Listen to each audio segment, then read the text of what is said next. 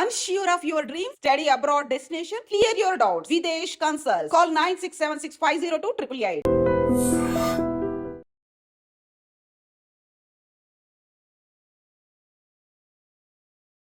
భారత్ పై madam ఎన్ అస్త్రాన్ని ప్రయోగించింది Pakistan. Influencer జ్యోతి మల్హోత్రా దర్యాప్తు సంస్థల విచారణలో విస్తుపోయే నిజాలు ఒక్కొక్కటిగా వెలుగు చూస్తున్నాయి. ఏంటి ఈ మేడం ఎన్? ఎస్, పాక్ పెట్టిన కోడిది. ఆమె అసలు పేరు నౌషాబాద్ షెహజాద్ మసూద్. ఈమె ఒక ఎంటర్‌ప్రెన్యూర్. ఈమెనే పాకిస్తాన్ ఐఎస్ఐ ఒక అస్త్రంగా వాడుకుంటోంది. భారత్ ఇన్ఫ్లుయెన్సర్స్ను టార్గెట్ చేయటమే ఈమెకు నిర్దిష్టమైన పనిగా పెట్టింది పాక్. ఇక ఈమె అసలు కోణాలు, అసలు మూలాల్లోనికి వెళ్తే గనుక ఇప్పటి వరకు మన భారత ఇన్ఫ్లుయెన్సర్లు ఎవరైతే యూట్యూబర్స్ వీడియోల పేరిట పాకిస్తాన్లోనికి వెళ్ళి అక్కడ వీడియోలు చేసిన వాళ్ళని పాక్ ఆర్మీకి పరిచయం చేయటం, వాళ్ళతో ర్యాపో మెయింటైన్ చేయటం, మన దేశానికి సంబంధించినటువంటి గోప్యత కలిగినటువంటి సమాచారాన్ని సేకరించడమే ఈ మేడం ఎన్ పని. అందుకనే ఇది ఒక కోడ్ లాంగ్వేజ్లో మేడం ఎన్ అని పెట్టినట్టు కూడా తెలుస్తోంది. ఇప్పటికే దర్యాప్తు సంస్థలు ఇన్వెస్టిగేషన్లో కీలకమైనటువంటి అంశాలు వెలుగు చూస్తున్నాయి. విస్తుపోయే వాస్తవాలు బయటపడుతున్నాయి. ఇలా జ్యోతి మల్హోత్రాతో పాటు ఇప్పటి వరకు 500 మంది ఇన్ఫ్లుయెన్సర్స్ను స్లీపర్ సెల్స్గా తయారు చేసినటువంటి క్రెడిట్ ఈ మేడం ఎన్ది.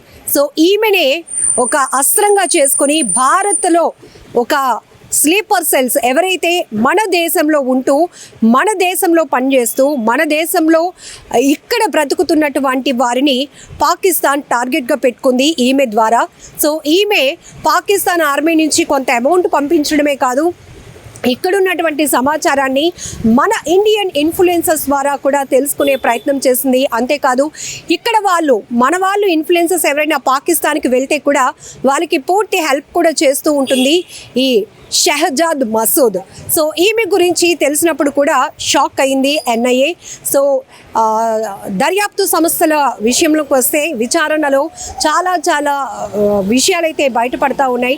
సో ఇక్కడ ఈమె టార్గెట్ జ్యోతి మల్హోత్రా లాంటి వాళ్ళు కూడా ఎవరైతే డానిష్ అనే ఒక వ్యక్తితో కీలకమైనటువంటి వ్యక్తి, అతను పాక్కి సంబంధించి అలాంటి డానిష్ లాంటి వ్యక్తులు కీలకమైన వ్యక్తులతో కూడా సత్సంబంధాలు ఏర్పరచుకునే స్థాయికి ఈ యూట్యూబర్లు ఇన్ఫ్లుయెన్సర్స్ వెళ్ళారంటే ఖచ్చితంగా వీళ్ళకి ఎవరో ఒకరు హెల్ప్ చేస్తూ ఉంటారు.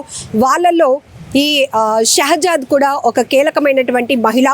సో ఈమెకి పాకిస్తాన్ ఒక కోడ్ కూడా పెట్టింది మేడం ఎన్ అని చెప్పి.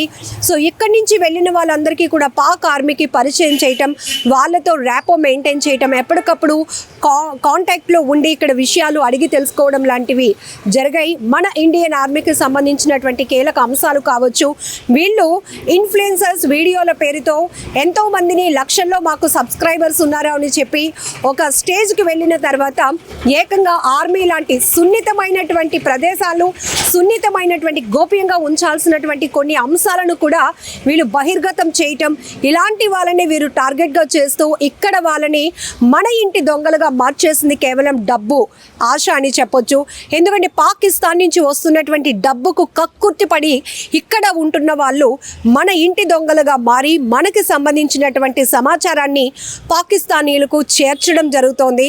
పాక్ ఆర్మీకి వీళ్ళు ఒక స్లీపర్ సెల్స్గా మారటానికి ఇక్కడ షెహజాద్ని ఒక అస్త్రంగా మార్చుకుంది పాక్ ఆర్మీ. సో పాక్ ఐఎస్ఐతో కీలకమైనటువంటి సంబంధాలే కాదు, అక్కడి నుంచి వచ్చినటువంటి ఒక ఖచ్చితమైన సమాచారాన్ని క్లియర్గా నిర్దిష్టమైనటువంటి సమాచారంతో ఆమె పని చేయడం జరుగుతుంది. ఒక కీలకమైన వ్యక్తిగా మారింది. ఇక్కడికి ఇప్పుడు మనం చూడొచ్చు వీళ్ళ ద్వారా, ఈ ఇన్ఫ్లుయెన్సర్స్ ద్వారా కూడా దాదాపు 3000 మంది వరకు కూడా మన భారతదేశంలో ఉన్న వాళ్ళకి వీళ్ళు హెల్ప్ చేస్తున్నట్టు నటించటం. ఇక్కడ వాళ్ళు అంటే పూర్తిగా చూడండి, ఇక్కడ తర్వాత ఎలాంటి పరిస్థితులు నెలకొంటాయో కనీస ఇంగిత జ్ఞానం కూడా వీళ్ళకు లేకపోగా పాకిస్తాన్ అనేది నిజంగా ఎప్పటికీ మనకి బిగ్ ఫైట్ ఎప్పుడు పాకిస్తాన్తోనే జరుగుతూ ఉంటుంది. అలాంటి దేశానికి మనం వెళ్ళొచ్చా? మన దేశానికి సంబంధించినటువంటి సమాచారాన్ని వాళ్ళకి చేరవేస్తే ఎలాంటి ఘోరాలు జరగబోతాయి, ఎలాంటి దారుణాలకు వాళ్ళు ఒడిగడతారు అనే మినిమం కామన్ సెన్స్ కూడా లేకుండా వీళ్ళు ఇన్ఫ్లుయెన్సర్స్ ముసుగులో ఇక్కడ ఇన్ఫ్లుయెన్సర్గా ఎలా మారారు, ఒక సామాన్యమైన కుటుంబం నుంచి వచ్చిన వీళ్ళు అక్కడ ఇక్కడ కొన్ని వీడియోలు అలాగే టూరిస్ట్ ప్లేసెస్ని కవర్ చేస్తూ అక్కడ ఉన్నటువంటి ఇన్ఫర్మేషన్ అంతా పబ్లిక్కి షేర్ చేస్తూ అలా ఒక పాపులారిటీ సంపాదించుకుని ఒక ఇన్ఫ్లుయెన్సర్గా మారిన తర్వాత విదేశాలకు కూడా వెళ్ళి అక్కడ వీడియోలు చేయటం, మేము ఇంత ఈజీగా కనెక్టింగ్తో అక్కడికి వెళ్ళగలిగాము, సో అక్కడ ప్రాసెస్ ఎలా ఉంటుందో అని వీళ్ళు చెప్పగలిగారు అంటే ఖచ్చితంగా వీళ్ళు ఆ దేశానికి సంబంధించి ఎవరో ఒకరి సహకారం లేకుండా అక్కడికి అంత ఈజీగా వెళ్ళలేరు. ఇంకా పాక్ బార్డర్ ఏదైతే జీరో లైన్ ఉంటుందో అక్కడికి వెళ్ళటమే చాలా కష్టం. అంటే మన తెలుగు వాళ్ళు అక్కడికి వెళ్ళి అక్కడ వీడియోలు కూడా చేయటానికి సాహసించారు అంటే వాళ్ళకి అంతగా రెడ్ కార్పెట్ పరచడానికి వెనకాతల ఏదో కుట్ర ఉంటుందని ఆలోచన కూడా వీళ్ళు చేయాలి. కానీ ఇక్కడ ఈ మేడం అండ్ కోడ్ ఏదైతే ఉందో పాక్ ISI కనుసన్నల్లో నడుస్తున్నటువంటి ఈమె కీలకంగా మారింది. మన దేశానికి సంబంధించినటువంటి ఇన్ఫ్లుయెన్సర్స్ని తన గుప్పిట్లో పెట్టుకుంది. కేవలం డబ్బు ఆశ చూపించి పాక్ ఆర్మీతో సత్సంబంధాలను ఏర్పరిచి మన దేశానికి వెన్నుపోటు పొడవటానికి వీళ్ళు కారణమయ్యారు. ఇందులో ఎలాంటి గూఢాచారులుగా వీళ్ళు మారటానికి కూడా ప్రధానమైన కారణం ఈ మేడం ఎన్గా తెలుస్తోంది. మొత్తానికి పహల్గాం దాడి తర్వాత ఇన్ఫ్లుయెన్సర్స్ ఎవరైతే బోర్డర్ దాటి విదేశాలకు వెళ్ళి అక్కడ వీళ్ళు ఎలాంటి యాక్టివిటీస్ చేశారు, ఎవరితో ర్యాపో మెయింటైన్ చేశారు, వీళ్ళ చాటింగ్ ఏంటి, కాల్ లిస్ట్ ఏంటి, వీళ్ళ ఆర్థిక లావాదేవీలు ఏంటి, అసలు వీళ్ళ ఫైనాన్షియల్ స్టేటస్ ఏంటి, వీళ్ళ కుటుంబ పరిస్థితులు ఏంటి అని పూర్తిగా NIA కీలకంగా దర్యాప్తు కొనసాగించిన తర్వాత ఎంతోమంది ఇన్ఫ్లుయెన్సర్స్ను ఇప్పటికే అదుపులోనికి తీసుకోవడం, రోజుల తరబడి విచారణ కస్టడీలోనికి తీసుకొని విచారించిన సందర్భాలు కూడా మనం చూసాం. సిరాజ్ సమీర్ కావచ్చు, ఇక్కడ జ్యోతి మల్హోత్రా కావచ్చు, ఆమెతో పాటు కర్ణాటక, ఉత్తరప్రదేశ్ అలాగే ఢిల్లీకి సంబంధించి ఇక ఏపీ, తెలంగాణలో కూడా కొంతమంది ఇన్ఫ్లుయెన్సర్స్ని అదుపులోనికి తీసుకున్న సందర్భాలు కూడా మనం చూసాం. ఇలా ఇప్పుడు ఈ మేడం అండ్ చేతిలో ఎవరైతే ఆమె గుప్పెట్లో చిక్కుకొని మన దేశానికి సంబంధించిన వాళ్ళు గూఢాచారులుగా మారారో వారందరిపై కూడా ఇప్పుడు NIA దర్యాప్తు సంస్థ బిగ్ ఫోకస్ పెట్టింది. పూర్తి స్థాయి విస్తుపోయే నిజాలు ఒక్కొక్కటిగా బయటకు వెలుగు తీస్తోంది. సో ఈ నేపథ్యంలోనే ఇంకా ఎంతమంది ఉన్నారు, అసలు వీరందరూ ఏ విధంగా పాక్ బార్డర్ దాటి అక్కడికి వెళ్ళి వీడియోలు చేయగలిగారు, వీళ్ళకి అక్కడ ఉన్నటువంటి ఉగ్రవాద సంస్థలతో కావచ్చు, పాక్ ఆర్మీతో ఎలాంటి సంబంధాలు ఏర్పడ్డాయి, దీనికి ఇంకెవరైనా కీలకమైన వ్యక్తులు పాకిస్తాన్ ఏజెంట్స్ ఇక్కడ కీలకంగా వ్యవహరించారు అనే దానిపై కూడా పూర్తి దర్యాప్తు ఇంకా కొనసాగుతోంది. ఏమైనా సోషల్ మీడియా వేదికగా ఇలాంటి ఇన్ఫ్లుయెన్సర్స్ పై ఇప్పుడు పెద్ద ఎత్తున విమర్శలు వ్యక్తమవుతున్నాయి. ఖచ్చితంగా మన దేశంలో ఉంటూ మన దేశానికే ద్రోహం చేయాలి, వెన్నుపోటు పొడవాలి అనుకున్న ఇలాంటి ఇన్ఫ్లుయెన్సర్స్, అది ఆడవాళ్ళైనా మగవాళ్ళైనా ఎవరిని కూడా ఉపేక్షించొద్దు, కఠినంగా శిక్షించండి అనేటటువంటి అభిప్రాయం కూడా పెద్ద ఎత్తున సోషల్ మీడియా వేదికగా వ్యక్తమవుతోంది. ఇప్పుడు ఈ మేడం అండ్ అయితే మరొక వైపు మరికొన్ని కూడా జరుగుతున్నాయి. ఇంత జరుగుతున్నా మన దేశానికి సంబంధించినటువంటి ఇన్ఫ్లుయెన్సర్స్తో పాక్ ఆర్మీ ఇంత నెట్వర్క్ నడిపిస్తున్నా కూడా ఇప్పటి వరకు దర్యాప్తు సంస్థలు వీటిని గుర్తించకపోవడం చాలా హాస్యాస్పదంగా ఉంది అనేటటువంటి అభిప్రాయాలు కూడా వ్యక్తమవుతున్నాయి.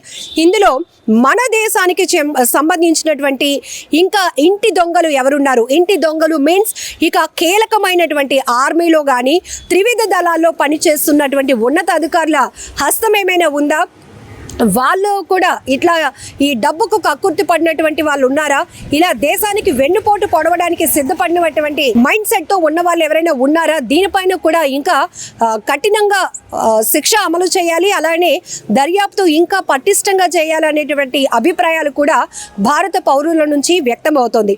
ఏదేమైనా చూడాలి మరి ఇన్ఫ్లుయెన్సర్స్ ముసుగులో వీళ్ళు చేసిన దేశ ద్రోహానికి సంబంధించి ఎలాంటి శిక్షలు అమలు చేయాలి. ఇంకా మీ ఫోకస్లో ఇలాంటి యూట్యూబర్స్ కానీ ఇన్ఫ్లుయెన్సర్స్ కానీ ఎవరైనా ఉన్నా కూడా కామెంట్ చేయండి. నిజంగా ప్రస్తుతం ఉన్నటువంటి సమాజం దేనికి ప్రయారిటీ ఇస్తుంది? ఆర్థిక సంబంధాల చుట్టూ మాత్రమే తిరుగుతుంది. మళ్ళీ ఎన్నికలంగానే చాలా విరక్తి కలుగుతాం. మంచి అనిపిస్తుంది కదా, లేడీస్ కూడా ఛాలెంజింగ్ జాబ్స్ చేసినప్పుడు చాలా బాగుంటది. ట్రాఫిక్ అసిస్టెంట్స్ గా నియమించిన ట్రాన్స్జెండర్స్ అందరితో సాల్యూట్ చేయించుకుంటున్నారు. ఫుడ్ డెలివరీ ఇవ్వటానికి వెళ్ళినటువంటి డెలివరీ బాయ్ అనిల్ పై కళ్ళ ముందు పెళ్ళండి